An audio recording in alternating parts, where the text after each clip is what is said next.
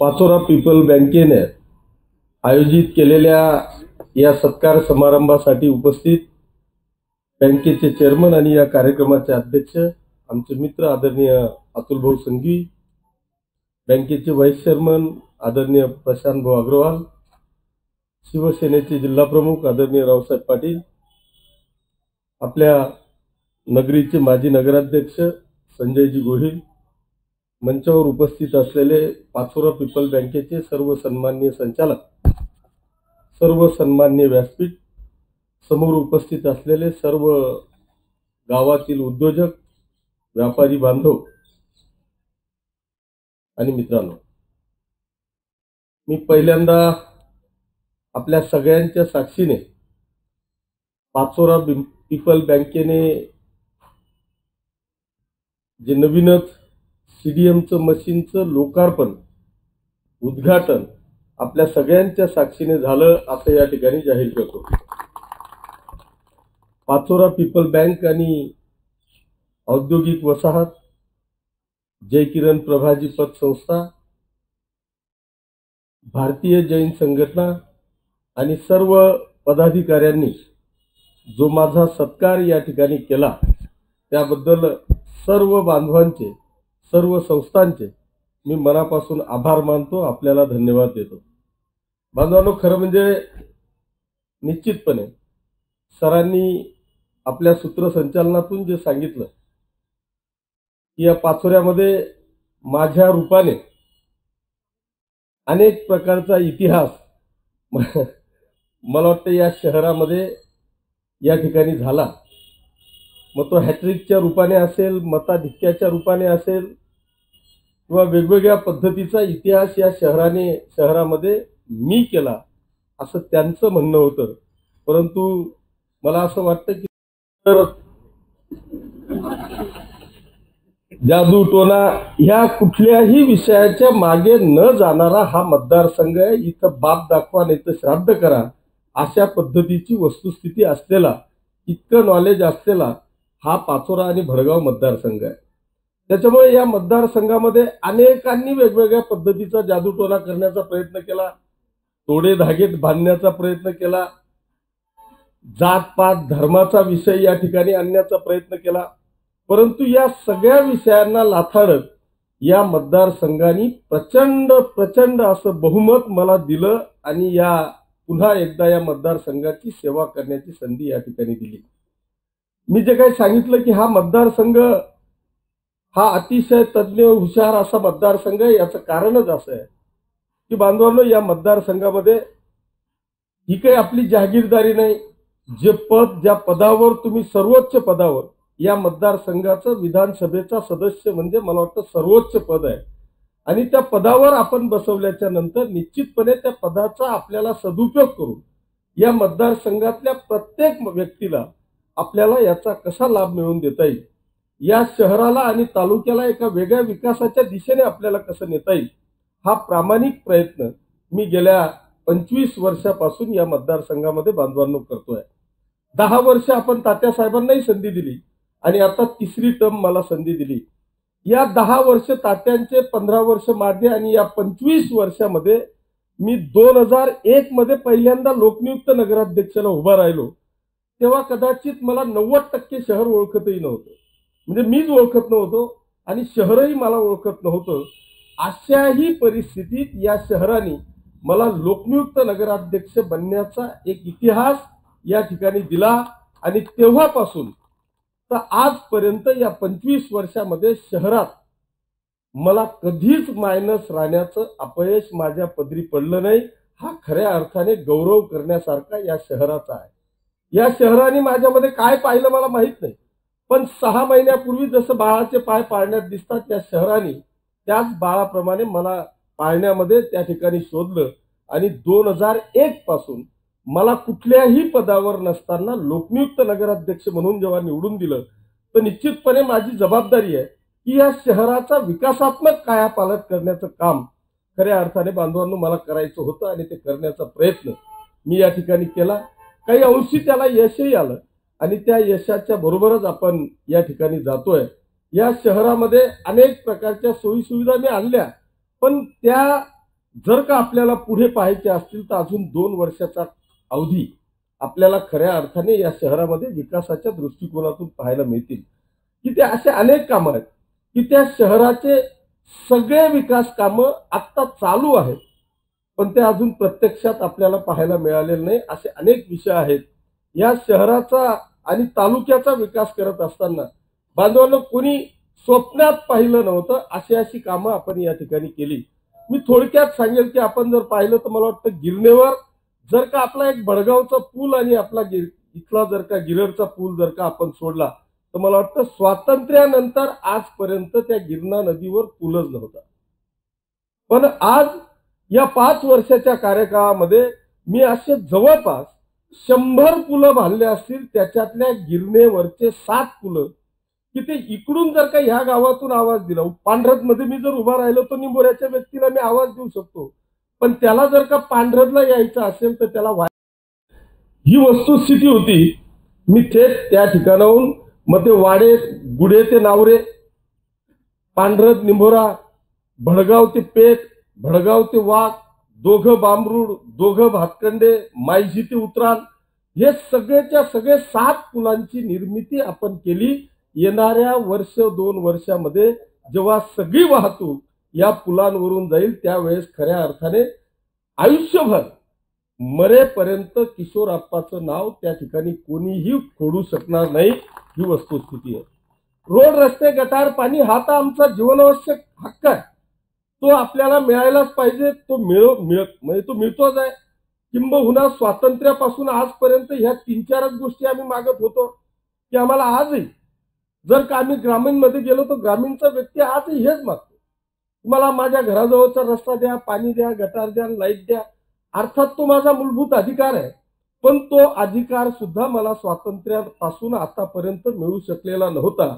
पण बांधवांनो आज आपल्या पाचोरा आणि भडगाव तालुक्याचे 100% गावांमध्ये आपण पाणी पुरवठ्याच्या योजना या मंजूर करून आज गावातलं तालुक्यातलं एकही गाव आपल्याला पाण्यापासून वंचित आपल्याला दिसणार नाही अशी व्यवस्था पाण्यासाठीची आपण निर्माण केली. सेम परिस्थिती विजेची होती. तुम्ही म्हटलात की मुळापर्यंत जा किंवा खाली शेंड्यापर्यंत आले पण मुळापर्यंत जा. तर मी आपल्याला या निमित्तानं मी सांगेन की मी खऱ्या अर्थाने हा महाराष्ट्र किंवा आपला मतदारसंघ हा शेतकऱ्यांशी निगडीत असलेला हा मतदारसंघ आहे.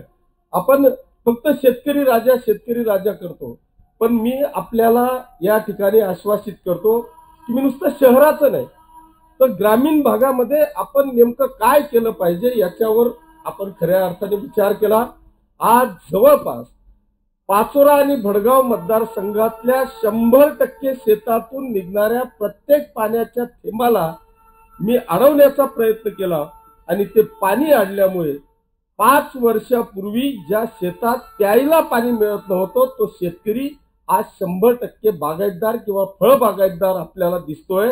याचं एकमेव कारण की मी 10 वर्षापासून केलेलं जलयुक्त शिवार असेल, जलसंधारण असेल, जलसंपदा असेल, या तिघही विभागांच्या माध्यमातून तुम्ही नुसतं एकदा दिघीला जा आणि दिघीवरून लोटारला या. दिघी ते लोटार 29 बंधारे प्रति किलोमीटर आपण बांधले. पुढच्या बंधाऱ्याचं पाणी मागच्या बंधाऱ्याला टच होत आहे आणि आता ज्या विहिरी कोरड्या ठाक झालेल्या होत्या ते 100% पाणी त्या शेतकरी बांधवाला मिळतंय. जो आमचा केळीचा कसगाव नगर देवळाचा बेल्ट जिथं केळीच्या वॅगिन्ससाठी रेल्वे थांबायच्या पण तिथं आता खायला केळी मिळायची नाही, आता पुन्हा एकदा तो आपला शेतकरी बांधव उद्या केळीची वॅगन्स तिथं भरू शकेल अशी व्यवस्था आपण त्या ठिकाणी केली. पाणी केलं. तीच परिस्थिती या तुमच्या आपल्या पाचोरा भडगाव मध्ये विजेच्या बाबतीतली होती. 1-2 33-11 केव्हीचे सबस्टेशन सोडले तर इथं विजेची परिस्थिती इतकी भयानक होती.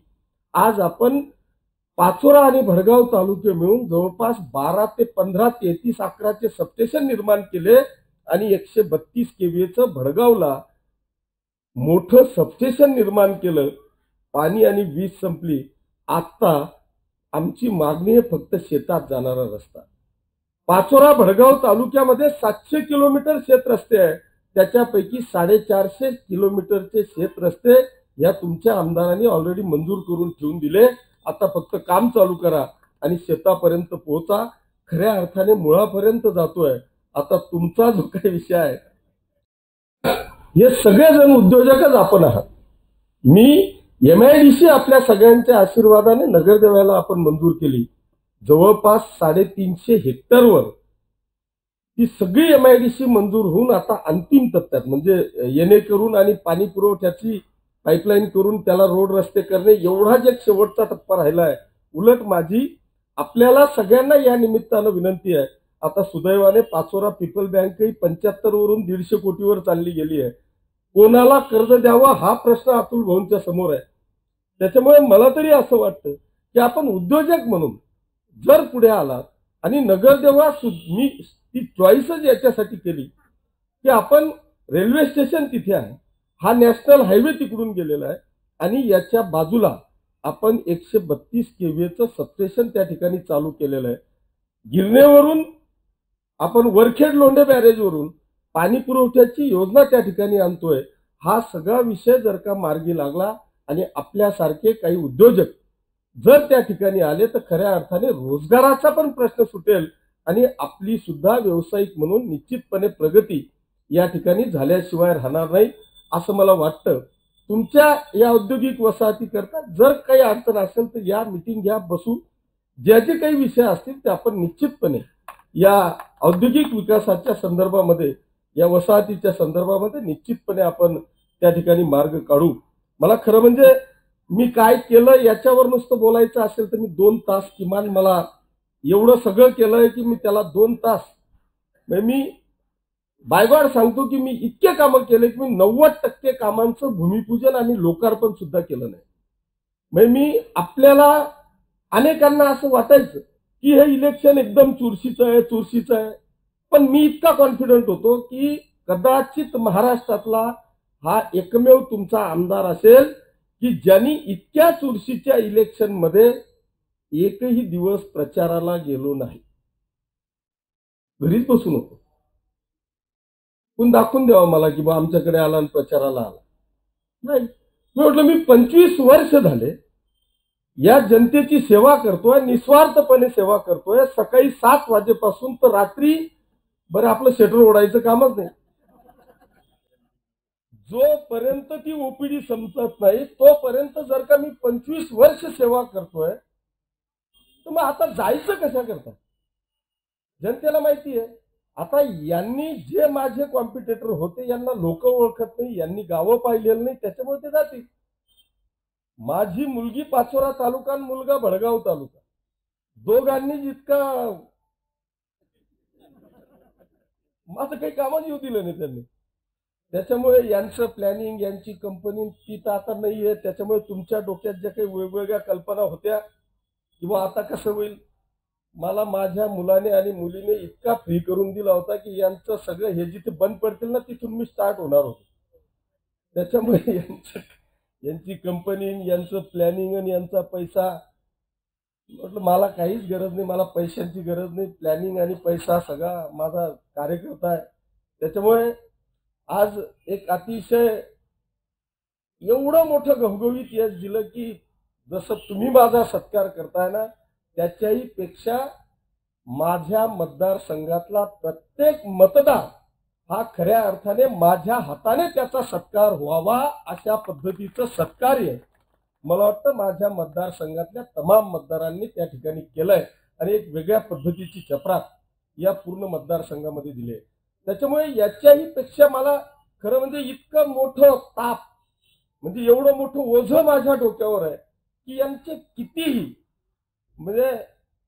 कितीही कामं केली तरी मी यांचे केलेले उपकार फेडू शकणार नाही. एवढे मोठे उपकार या तमाम जाणकार मतदार बांधवांनी केलेले आहेत. त्याच्यामुळे निश्चितपणे आपण या शहराचा आणि तालुक्याचा मी एकच स्वप्न पाहतोय की या उत्तर महाराष्ट्रामध्ये सगळ्यात टॉपचं, म्हणजे आतापर्यंत आम्ही पाहतो की आम्ही शिरपूर पॅटर्न, पण आपण त्याच्या पुढे जायचं आहे.